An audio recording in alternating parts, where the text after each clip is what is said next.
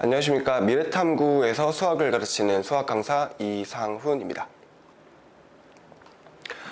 장문고 기말고사 분석, 이제 이번 시험 본지 이제 얼마 안 됐기 때문에 그것에 대한 분석이랑 이제 대비 방안에 대해서 이제 좀 말씀을 드려볼까 해요.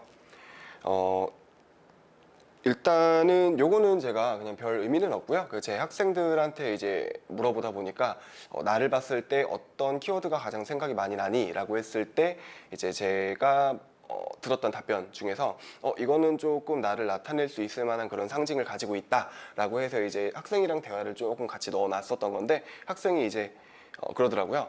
집착을 한다. 그러니까 얘가 이해가 되면 이해가 안 되면은 될 때까지, 모르는 건 알 때까지 계속 집착하면서 알려주고 설명해 주려고 한다라는 그런 모습들이 보였기 때문에 이제 집착이란 키워드를 얘기를 해준 친구가 있었어요. 이제 그것 때문에 이제 한번 넣어봤고요. 일단은 뭐 다들 아시다시피 장문고는 시험 볼 때 나오는 게 대충 정해져는 있어요. 학교 프린트, 원리고사, 그리고 이제 올림포스, 이제 그리고 이제 그 외의 것들에 대해서 조금 말씀을 드려야 될 것 같은데, 사실 학교 프린트랑 원리고사랑 올림포스에서 나왔던 내용들 같은 경우에는 하나하나 제가 이번 시험 같은 경우에는 정말 다 풀어보면서 분석까지 다 하고 출처까지 다 찾아봤거든요. 일단 학교 프린트에서는 3문항이 나왔습니다. 그리고 원리고사에서 5문항, 올림포스에서 7문항이 나왔고요. 그 다음에 그 외에 모의고사라든가 그 기타적인 부분에서 총 9문항이 나왔다고 볼 수 있는데, 그러면은 이게 사실 학교 프린트랑 원리고사랑 올림포스가 지금 총 15문제거든요. 그럼 이렇게 됐을 때 문항수가 되게 많으니까 얘네들이 되게 절대적인 비중을 차지겠구나 라고 생각을 하실 수도 있을 것 같아요. 근데 얘네들이 사실상 출제가 되었을 때의 배점, 그리고 이제 문항의 번호 같은 걸 따져봤을 때 얘기가 조금 달라지거든요. 그 부분에 대해서 얘기를 좀 드려보려고 하는데, 일단 객관식이랑 서술형 비율은 이렇게 나왔습니다. 객관식은 16문항이고요. 서술형, 서사평은 6문항이 나왔어요. 난이도 같은 경우에는 하부터 중하, 중, 중상, 상, 킬러까지 해서 제가 조금 더 세분화를 해서 분석을 해봤는데, 조금 특이할 만한 상황은 킬러 문항이 없어요. 못 풀 정도로 엄청나게 어려운 문제들은 출제가 되지 않았다고 보시면 될 것 같고, 그 다음 하문제 같은 경우에는 뭐 대부분의 학교들이 그렇듯이 앞페이지 정도에 나오는 거고, 그럼 사실상 그 외의 문제들을 봤을 때 중하, 그냥 조금 쉽게 중정도에서도 좀 쉽게 나온 문제들은 개수가 적고요. 대부분 중과 중상에 몰려 있다라고 보시면 될 것 같아요. 그러니까 이런 특징을 가지고 있는 학교의 시험들을 보면 아이들이 보통은 시간을 관리하는 거나 실제로 끝까지 다 시간을 갖고 풀지 못하는 경우가 대부분이거든요. 그러니까 시간 관리가 가장 핵심적인 얘기다 라고 볼 수도 있을 것 같고요. 그 다음에 출처별 비율은 아까 말씀드렸던 것지만 1일 학습, 원리고사, 올림포스 등에서 이제 나왔는데, 그 문항수들, 하지만 이 문항수들이 숫자가 중요한 게 아니고 얘네들이 어떤 위치에 배치가 되었는지가 더 중요한 것 같습니다. 이제 그 부분도 얘기를 좀 해드릴 건데요. 물론 여기는 제가 조금 넓게 범위를 잡아놓기는 했어요. 등급을 가른다라고는 했지만 사실상 변별력이 있었던 문항들과 그 다음에 이제 아이들이 틀릴 만한 여지가 있었을 법한 그런 문제들 가지고 이제 제가 한번 나열을 해봤는데요. 9번부터 22번까지 해서 총 9문제가 이제 나열이 되어 있습니다. 자, 제일 처음에 9번, 15번, 17, 18, 22번 같은 경우에 이거 3개는 지금 색깔이 빨간색으로 칠해져 있는데, 얘네들 같은 경우에는 변별력이 있는 문제들, 난이도가 어려웠다라고 이제 얘기를 할 수 있는 문제들이고요. 보시면 알겠지만 모의고사에서 출제가 된 문제들이 5문제가 있습니다. 뭐 시간이 오래 걸렸을 법한 문제들, 그 다음 그림을 빼놓거나 빈칸을 빼버린 문제들, 이제 이런 것들에 대해서는 제가 다시 차후에 얘기를 다시 한번 해드릴 거고요. 그 다음에 이제 원리고사와 학교 프린트 같은 경우에는 변형이 조금 많이 되는 거, 그 다음 개념이 추가된 거 해서 사실상 3문제, 그 다음에 올림포스 등 교과서나 올림포스 1일 학습, 뭐 이제 1일 학습은 여기에 포함이 되어 있고요. 올림포스 같은 경우에서는 나오는 게 사실상 좀 의미 있게 나올 만한 문제는 한 문제 정도. 근데 그 한 문제도 변형이 좀 많이 되기는 했습니다.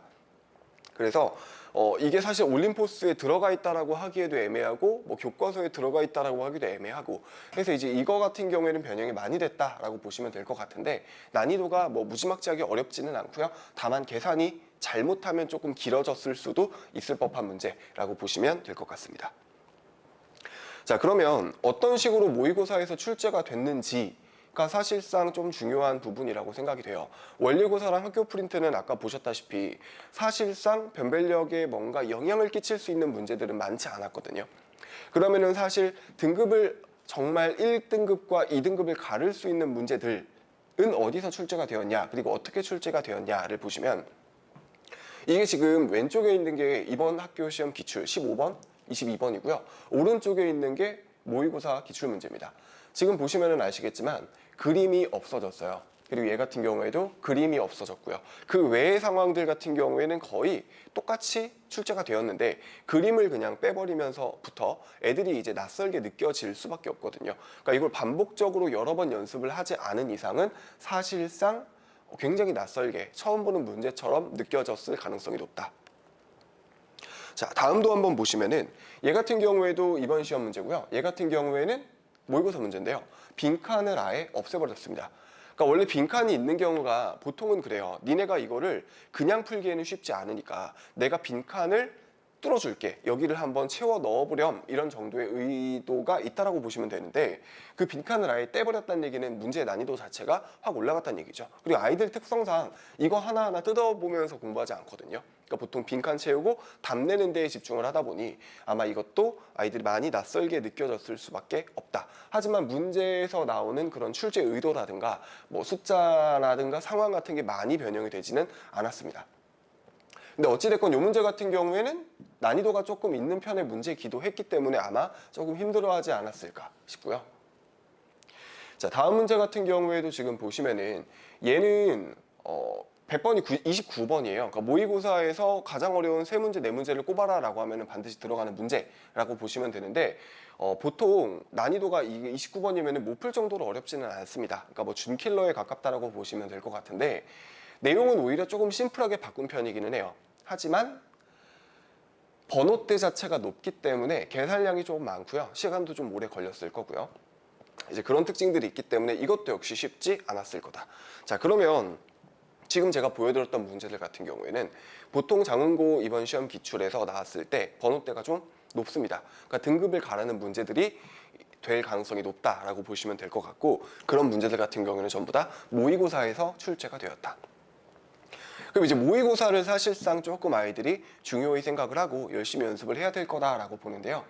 자, 일단 전체적으로 한번 제가 분석을 해드리면 첫 번째, 킬러는 없었습니다. 하지만 중상 난이도 이상의 문제들이 다수 출제가 되었기 때문에 시간을 배분하는 데에 아이들이 좀 애로사항이 있지 않았을까. 그 다음에 변별력을 갖출 수 있는 그런 문항들 모두 모의고사 기출에서 출제가 되었습니다. 학습지나 원리고사에서는 나오지 않았었던 문제들. 그 다음에 원리고사나 학습지 같은 경우에는 학교 선생님들께서 아이들이 이 부분을 집중적으로 공부를 반복적으로 할 거라는 걸 이미 예상을 하셨을 거예요. 그러니까 당연히 개념을 하나 얹은다든지 아니면 상황을 조금 틀어버린다든지 하면서 변형을 조금 다소 하는 모습이 보였고요. 그 다음에 특별하게 어려운 문제는 없으나 평균적인 난이도가 높은 편이니까 아까 말씀드렸지만 시간 내에 얼마나 풀었냐가 관건이 되지 않을까 싶습니다. 그러니까 빨리빨리 정확하게 푸는 연습도 필요하고, 그러니까 사실 아이들 같은 경우에는 요거 시험 시간만 충분하다면 사실 몇 문제씩은 더 맞출 수 있고 풀 수 있었을 거거든요. 그래서 이제 시간 내에 좀 연습된 숙달된 방식으로 빨리빨리 풀어버리는 것이 중요했다. 그 다음에 중상 난이도, 그러니까 변별력을 제외하고 나서도 모의고사 문제들이 꽤 많이 출제가 되었다라고 보시면 될 것 같아요. 그 다음 출제 패턴이 비교적 뚜렷하다라는 게 그림이라든가 뭐 아니면은 빈칸을 없앤다든지, 그러니까 그런 식으로 아이들이 조금 낯설게 느껴질 수밖에 없게 문제를 바꿔서 출제하시는 경우가 덜어 있더라. 그래서 이제 그런 경향에 맞춘 학습이 필요하다. 그러니까 이제 일단은 이번 기말고사에 대한 저의 전체적인 총평이라고 보시면 될 것 같습니다. 자, 그럼 이제 이런 부분들을 어떻게 대응을 해야 되고 어떤 식으로 2학기는 나올 것인가에 대해서 얘기를 좀 해볼 텐데요. 제가 20년도부터 23년도까지 작년이 아니죠. 2학기 중간고사 기출문제들을 전부 다 분석을 해봤어요. 그러니까 이제 수학화 내용에서 어떤 식으로 출제가 되었는지 좀 봤는데, 물론 자사고 시절 이제 일반고 전환되기 전 도 포함이 되어 있기 때문에 보시면은 알겠지만 기본적으로 모의고사 문제들이 14, 16, 15으로 어느 정도 비중이 좀 있습니다.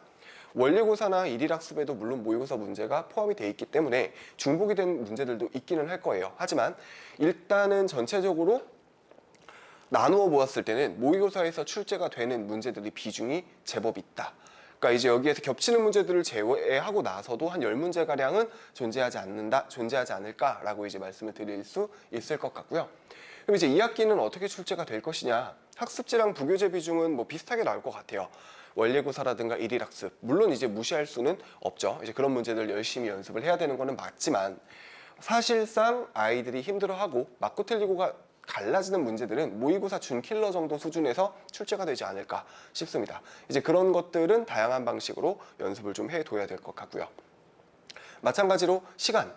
지금 요 앞에 있던 그 이전 연도 기출 문제들에서도 특별하게 막 엄청나게 어려운 문제들은 출제되지 않았어요. 그러니까 전체적으로 그냥 기조가 이게 시간이 조금 오래 걸리겠다. 애들이 좀 애좀 먹었겠는데 라는 정도의 문제들이 많았다라고 보시면 될 것 같아요. 평균적인 난이도가 높다.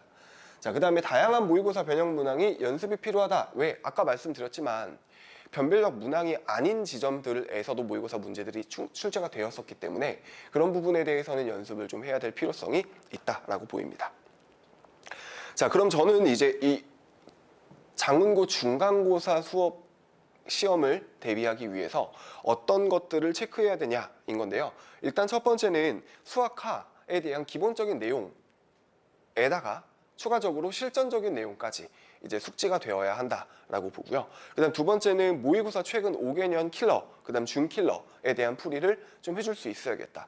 모의고사 5개년 킬러 준킬러는 거의 달달달 외워질 정도로 연습을 충분히 해야 된다라고 보고요.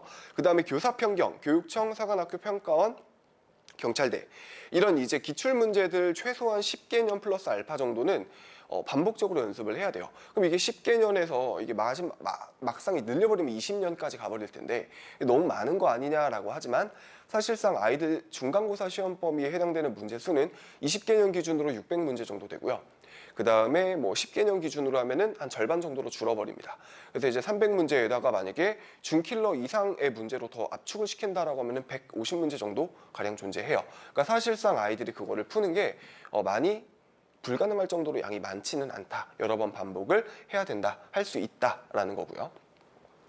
자, 그 다음에 이제 장문고 5개년 기출, 뭐 4개년에서 5개년 정도의 기출은 당연히 연습을 좀 해 놓아야겠지요. 그 다음에 이제 목동이나 강남 등의 기출들 중에서 유사 출제 패턴이라든가 그런 학교들 위주로 연습을 다양하게 하는 것이 좋겠다라는 건데 이 부분은 제가 뒤에 가서 다시 한번 말씀을 드릴 겁니다. 자, 그 다음에 학교 프린트 다양한 변형 문항을 연습할 수 있어야 된다. 그러니까 변형 문항이 단순하게 그냥 숫자만 띡 바꿔서 내는 문제들도 물론 있지만 그 외에도 아까 말씀드렸지만 개념을 하나 얹어버린다든지 상황을 틀어버리는 문제들이 나오기 때문에 이걸 다양하게 바꿔서 연습을 충분히 할 수 있어야 된다라고 보시면 좋을 것 같습니다. 자, 제가 이제 그래서 고안을 해냈던 방법, 제가 생각한 정답은 이제 이렇습니다. 주 3회 수업 주 7일 관리라고 써 있는데요. 아이들이 보통 할 게 많아요. 방학 때 뭐 학교를 안 가면서 시간이 조금 늘어나기는 하지만 기본적으로 학원을 여러 개 다니는 친구들도 많고요. 그 다음에 이제 수원이나 수토나 이런 선행을 하는 것도 물론 좋기는 하지만 사실상 공부하는 게 양이 적지는 않아요. 수학 한 내용이. 그러니까 뭐 범위 자체는 수학 상보다는 당연히 적지만 방금 말씀드렸던 것처럼 모의고사라든가 다양한 변형 문제들을 풀어내기 위해서는 여름방학이 짧다면 짧다라고 얘기를 할 수 있을 거거든요. 그래서 여름방학에는 과하게 다른 것에 대한 욕심을 부리지는 않고 그냥 주 3회 수업을 하면서 수학화에 최대한 집중을 하자. 그리고 그 3번의 수업을 하면 너무 시간이 붕 뜨는 거 아니냐라고 했을 때 그 외의 시간들에서는 제가 가능한 최대한 많이 클리닉을 부르면서 아이들이 적어도 수업 시간에 배웠던 내용들 그리고 본인들이 공부했던 내용들만큼은 씹어 삼키고 소화시킬 수 있도록 만들자가 이제 제 여름방학의 목표라고 보시면 될 것 같습니다. 그래서 이제 클리닉 특화, 수학화 몰입이라고 써 있고요. 그다음 여름방학이 끝나고 나서 내신 대비가 들어가기 전까지 그때까지 한 2주에서 뭐 길다면 3주 정도 기간이 있습니다. 이제 그때는 모의고사 기출문제들을 정리를 하는 거예요. 시험 범위에 해당되는 모의고사 기출문제들 고난도까지 전부 다 정리를 하고요. 그다음 9월 달에 내신 대비가 들어가면서부터 내신 대비 동안은 세미파이널, 이때는 장문고의 역대 기출문제들 당연히 연습을 하고요. 프린트, 원래고사 이런 변형 문제들도 제가 제공을 할 거고요. 그 다음에 이제 출제 경향이나 기조가 비슷한 학교들 위주로 구성된 자료들 가지고 아이들이 실제로 연습을 좀 하면서 시험에 대비할 수 있도록.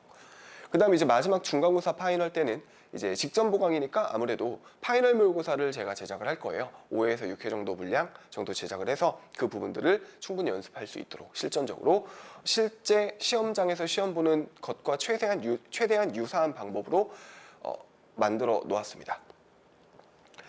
자, 그러면은 이제 이런 것들을 어떤 식으로 제가 녹여 놓았는지를 말씀을 드려볼까 해요. 일단 수업 관리 자료인데 이게 사실 대부분의 선생님들이 너무 다들 실력들이 출중하시고 뛰어나시다 보니까 전부 다 비슷비슷하다라고 생각하실 것 같아요. 그래서 일단 제가 이거를 뭐 그냥 주절주절 어떻느니 저렇느니 얘기를 하셔봤자 좀 지루해 하실 것 같아서 제가 그냥 실제로 하고 있는 부분들, 그런 부분들에 대해서만 좀 얘기를 해드리는 게 낫지 않을까라고 좀 생각을 해서 간단하게 좀 얘기를 드려보겠습니다.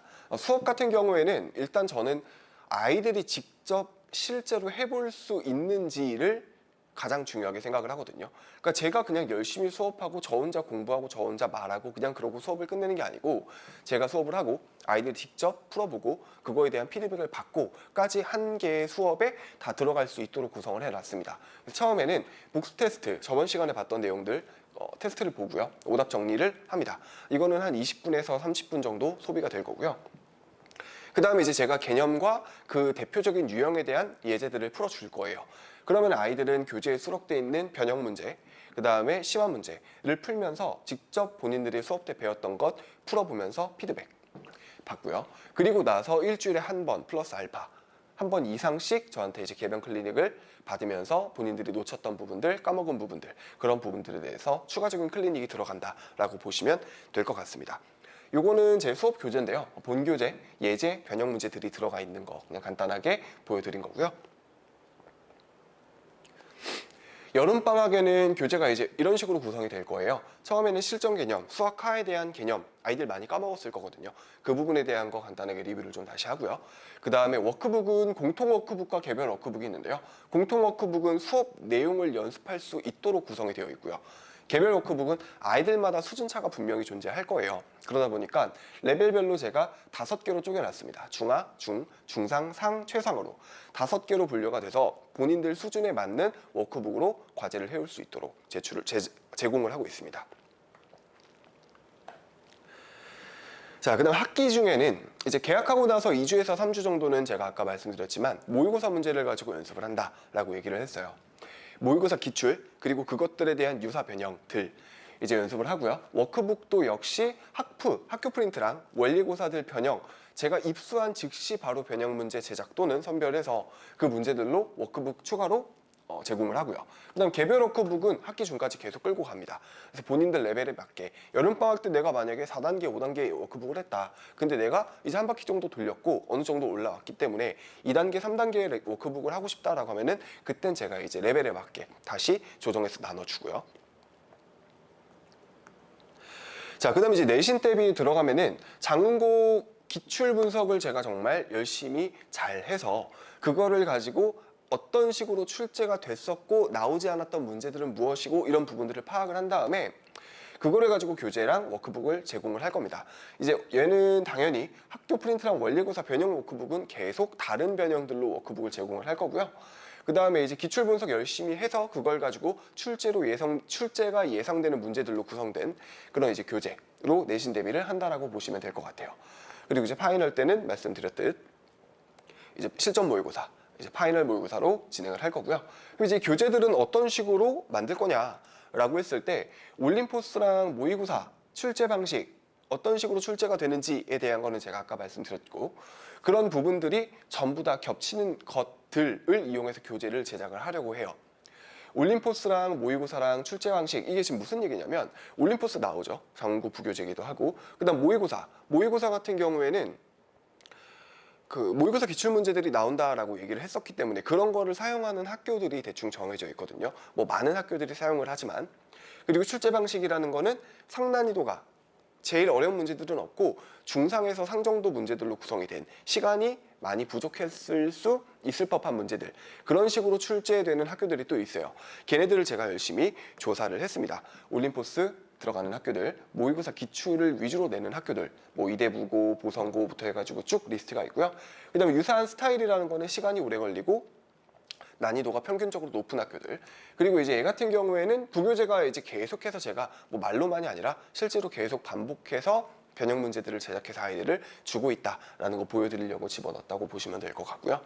그래서 그냥 무작위로 막 그냥 뽑아가지고 문제집 만들어서 주는 게 아니고 최대한 비슷한 상황과 그런 출제 방식들 그리고 문제들로 구성된 학교들 선별해서 그런 기출 문제들로 아이들 세미파이널 때 이제 내신 기간에 열심히 대비를 시켜 주려고 하고 있습니다. 자, 교재는 요거는 이제 그냥 살짝 제가 뭐 자랑 아닌 자랑을 해보자라고 하면 교재 보시면 여기 보이시겠지만 QR이 전부 다 붙어 있어요. 그래서 이제 아이들 하나하나 찾아보는 거 귀찮으니까 뭐 해설지를 보라고 해도 대충 봐가면서 넘어가는 친구들도 많고, 어려운 문제들 같은 경우에는 해설지 봐도 이해 안 되는 경우가 많거든요. 그래서 이제 제가 필요한 것들은 QR코드를 다 박아놨습니다. 제가 직접 수업 때 찍어놨거나 그 전에 따로 찍었던 것들 영상 가지고 이제 다 QR코드 박아놓고 본인들이 필요에 따라서 언제든지 활용하면서 공부할 수 있도록. 제가 한 문제 한 문제 끊어서 찍다 보니까 지금 올라가 있는 게 제가 유튜브에 5,400개가 올라가 있어요. 대충 5,500개 정도 올라가 있을 텐데 하나하나 열심히 다 한 땀 한 땀 작업해가지고 교재에다가 수록을 해놓습니다. 모든 문제를 다 해놓는다라는 건 사실상 조금 이제 힘들고요. 대신 어려운 문제들과 중요한 문제들 같은 경우에는 제가 수록을 해놓고 있다라고 보시면 될 것 같아요. 그 다음에 이제 뭐 테스트에도 역시 해설 영상 들어가고요. 손풀이가 필요하면 제공이 될 수도 있고요. 이론 테스트는 보통은 조금 이제 하위권 친구들이 많이 사용을 하는 그런 상황이기는 한데 이론 테스트도 역시 준비는 되어 있습니다. 자, 그 다음에 이제 클리닉은 아이들이 제가 어머님들한테 매 수업마다 문자 보내드리기 전에 특이사항이라든가 아이들이 오늘 뭐가 부족했고 어떤 걸 잘했고 이런 것들을 제가 일일이 기억을 해요. 기록을 해놓고 그 다음에 이제 성적표도 좀 이제 매 회마다 모의고사 볼 때 그때 이제 성적표 발송해 드리고요. 그다음에 이제 클리닉 우선순위도 이것도 제가 사용하고 있는 프로그램인데 아이들 시험 봤을 때 모자란 부분 어디서 많이 틀렸고 이런 부분들이 기록이 돼서 클리닉 때 참고를 해가지고 이제 클리닉 때 진행하고 있습니다. 자, 그 다음에 이제 문자 발송, 과제 관리, 24시간 질의응답 이렇게 세 가지 있는데 다들 선생님들이 하시니까 문자는 이렇게 보내고 있고 아이들 숙제 관리는 이렇게 하고 있고 그 다음 뭐 질문 들어오면 열심히 대답해주고 있다 정도면은 될 것 같습니다. 그리고 이제 이거 오답 노트인데요. 이게 지금 한 학생 오답 노트예요. 그래서 이제 한 과정에 들어갔던 아이들 그 과제라든가 수업 교재라든가 워크북이라든가 들어가는 모든 것들 시험지 포함해서 모든 걸 제가 오답을 다 기록을 하고요. 그거 오답 기록한 다음에 오답 노트 인쇄해가지고 아이들 개별 폴더에다가 보관을 해 놓습니다. 클리닉 때라든가 과제 할 때 이제 아이들한테 주고 나서 풀어올 수 있도록 또는 풀면서 질문할 수 있도록 그렇게 진행을 하고 있고요. 자, 그래서 일단은 제가 수업을 진행을 하고 있는 거는 수학과 몰입반은 14일 날 개강이고요. 2시부터 6시까지입니다. 정규 수업이 목요일이랑 일요일이고요. 방학 기간에만 이제 주 3회로 들어갈 거예요. 최대한 클리닉 위주로 수업을 진행하려고 하고 있고 방학 시작하고 나서 7월 21일부터 이제 개학하는 8월 15일까지는 정규 수업이랑 특강 1회로 주 3회 구성이 되어 있습니다. 그 다음에 이제 방학이 끝나고 나서는 다시 정규반으로 내신 집중반으로 전환이 되고요. 일요일 날 그리고 목요일 이틀로 수업을 진행하고 있습니다. 클리닉은 둘 다 동일하게 일요일 10시부터 1시 반까지는 고정되어 있고요. 그 다음에 여기 추가 클리닉 같은 경우에는 아까 말씀드렸지만 방학 기간에는 플러스로 더 클리닉을 잡을 예정이다 보니까 아이들 스케줄이 다 다를 거예요. 그래서 이제 개별 상담한 다음에 성취도나 습관이나 이런 거 제가 판단해서 그거에 따라서 정규 클리닉은 추가 진행이 될 생각입니다. 일단 이렇게 설명회는 제가 마무리를 하고요. 제가 이제 뭐 다른 거는 둘째 치더라도 약속드릴 수 있는 게 아이들 잘 믿지는 않거든요. 애정은 갖고 수업은 하되 그때 이제 대신 집요하고 악착 같이 관리하고 철저히 분석해서 아이들 좋은 결과 만들 수 있도록 열심히 노력해 보겠습니다.